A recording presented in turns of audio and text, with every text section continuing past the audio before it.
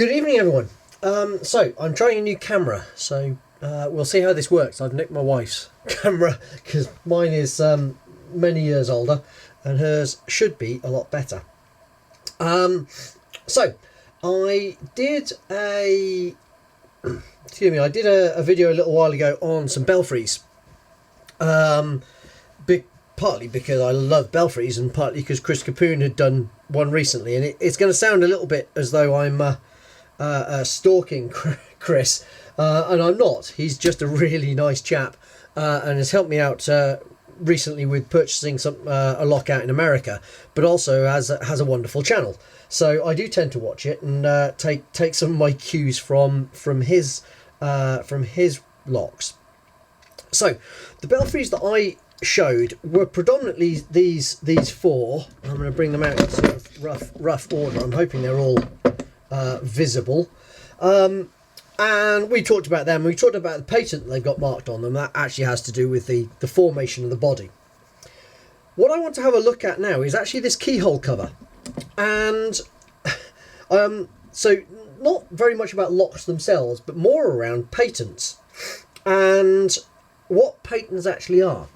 Now, patents are basically a way of recording a design in a way that you retain the legal ownership of that design for a set period of time. In the UK, that's 20 years. It's not very long.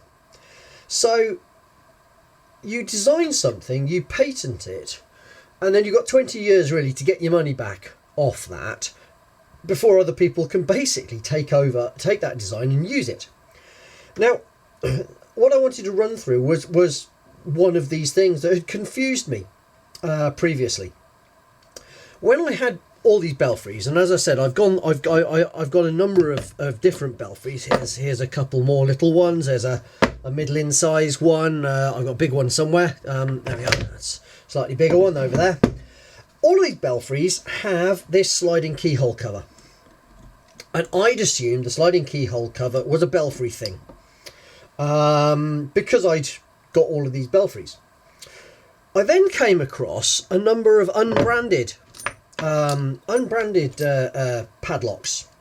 Now these are two of my real favourites, absolute favourites these are. I've probably said that before on other videos, but these are, yeah, I just love these. They're the same shape as you can tell from the belfries, so there's an immediate love interest from my point of view. They've got a brass front and back, with laminated stand side. I mean, they're just gorgeous locks.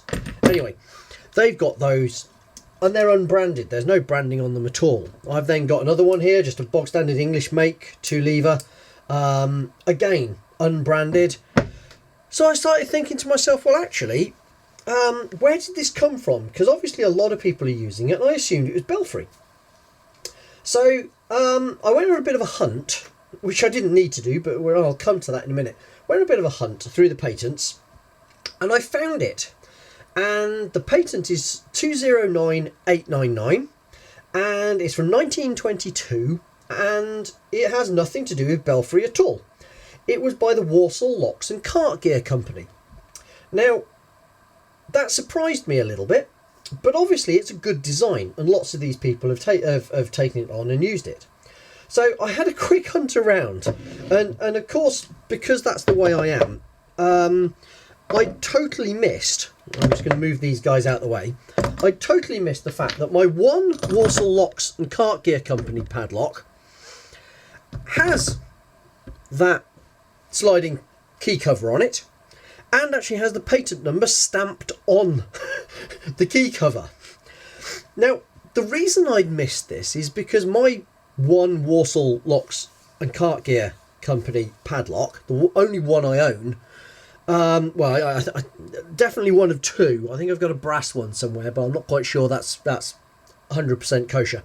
Anyway, the one I have is a bit of an iconic padlock in our house, and it sits separate from the rest of my collection. And the reason being, it's a bit of a beast. It's military. It's got the British military crow's foot, little arrow on the side here. It is stamped 1948. So about 26 years after the patent existed, or started. It's got the sliding cover. It has the patent number stamped on the outside. As I say, it's a bit of a beast. Let me just take this key off and see. We can sort of see it in action. I have no idea what it was used for. It's only a 4-lever, so it's not hugely secure in terms of, you know, not an armory or something, but it may well have been a big gate lock or something. As I say, one key, decent set of bitting. I'm hoping you can see that. Quite chunky. It goes in and it works very nicely. It's a big chunky lock. Now, Chris compared his in a recent video. Chris compared a large Belfrey, I think it was, that he had to a Chubb cruiser to show the size. There's my Chubb cruiser. It's definitely swamped by this one. Just to give you a rough idea, this lock is 4 inches wide and top to toe just under 7 inches long. You compare that to the cruiser, which is under 3 inches wide and about 4 inches long.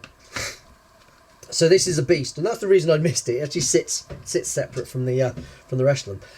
Okay, one thing I have learnt about my wife's camera is it has a very small memory card in it. So I got very close to the end of this shortish video in my terms, and it died on me. Anyway, as I was saying, hopefully just a quick run through patents, and at least what patents are and why you can see things on a padlock or anything that look as though that's where it came from, because it's a major design feature for that style of padlock, but in fact it came from somewhere else.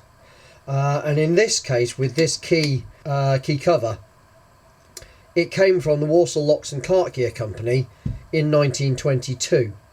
There's quite a good example similarly with the Squire Old English, which I might have a look at another day. One thing for a bit of a teaser for hopefully my next video, well, it might be the one or two after that one. Previously I did a Squire 39, which I was rather disappointed at because it had the patent number stamped on it, and when I cut it open it didn't have anything to do with the patent. So I found another Squire 39. In this case it was a really cheap one from the big yellow self-storage company, but it is a Squire. It's got Squire on it, it's got the number 39 on it, and it's definitely a ball bearing lock. So I'm hoping that this one will have all the correct gubbins on the inside when I cut it open and have a look at it. So that might well be the next video. So that's about it. Thank you very much for watching.